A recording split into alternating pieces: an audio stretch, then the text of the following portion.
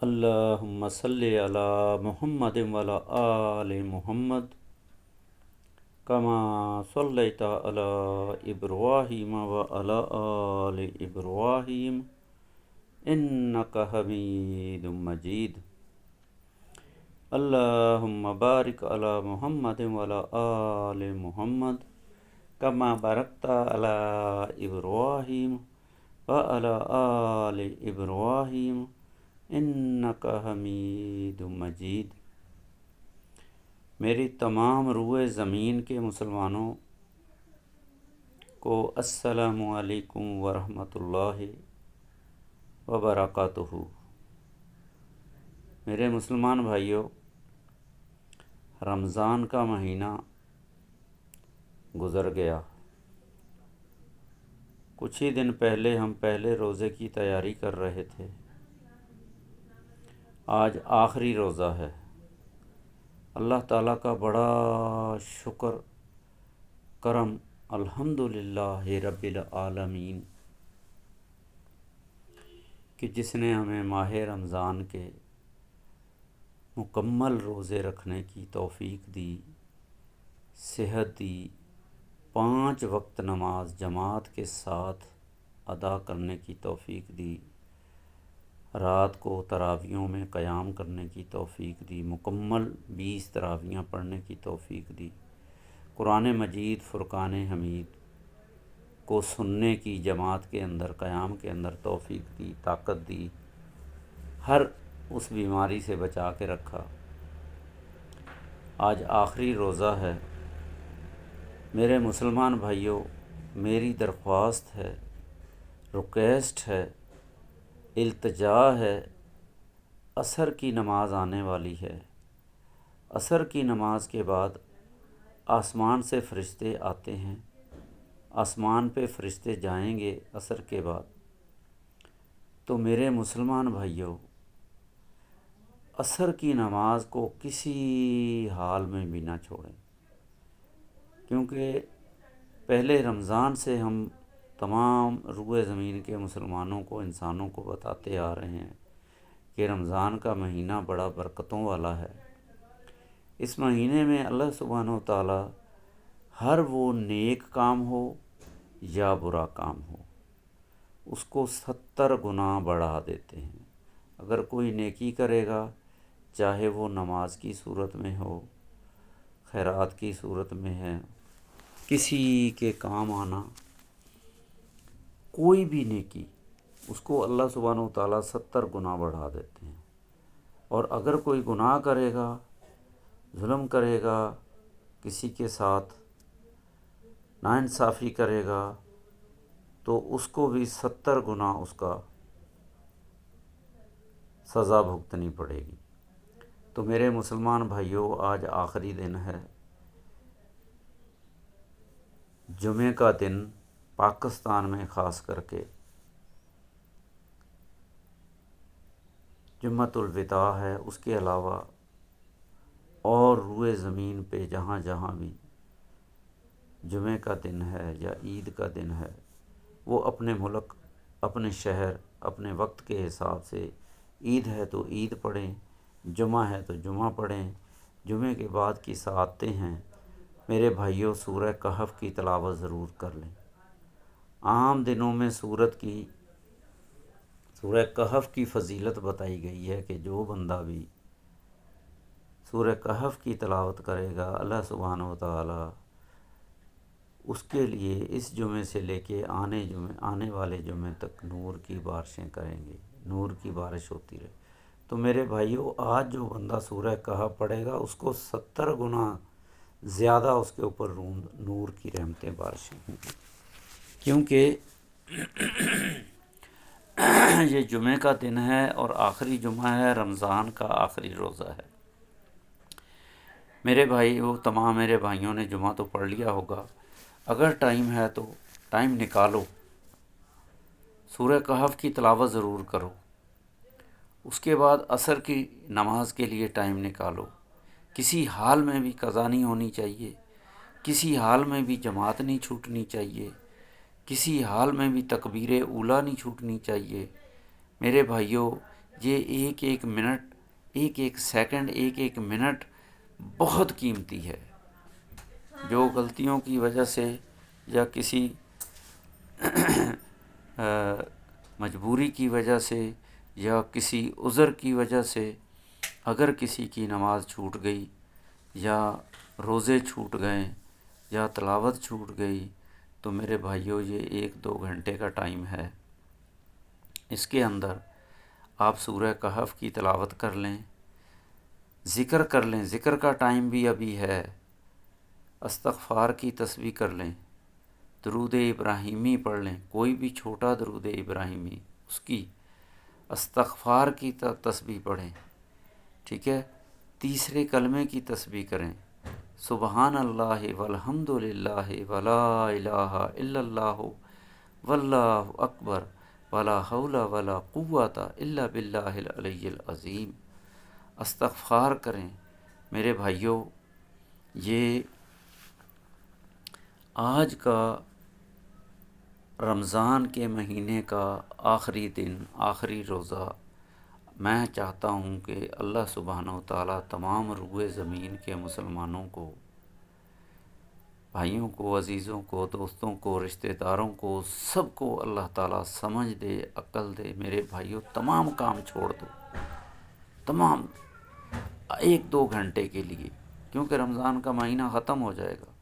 یہ برکتیں، آخری عصر کی نماز پڑھ لو، 70 نمازوں کا اجر و ثواب مل جائے گا، استغفار کی تسبیح کر لو، درود پاک پڑھ لو۔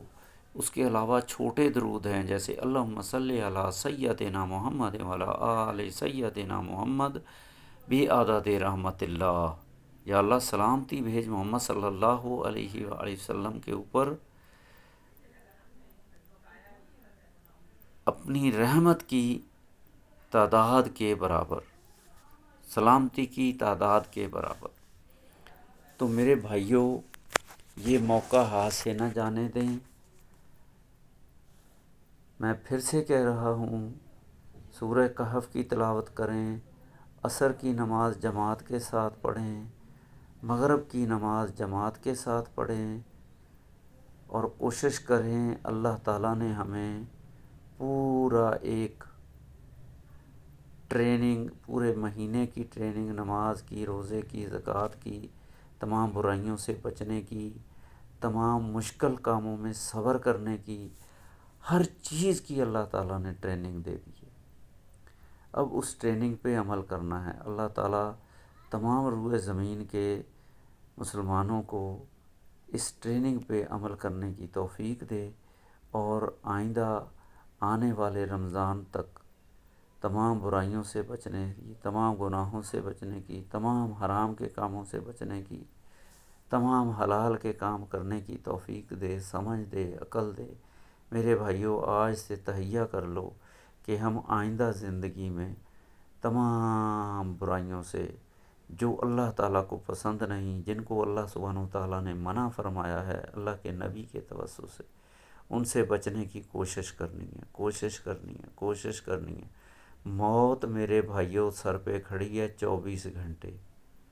ہمیں دنیا کی فکر ہے، شام کی فکر ہے، دوپہر کی فکر ہے، کپڑوں کی فکر ہے، کھانے پینے پہننے کی فکر ہے۔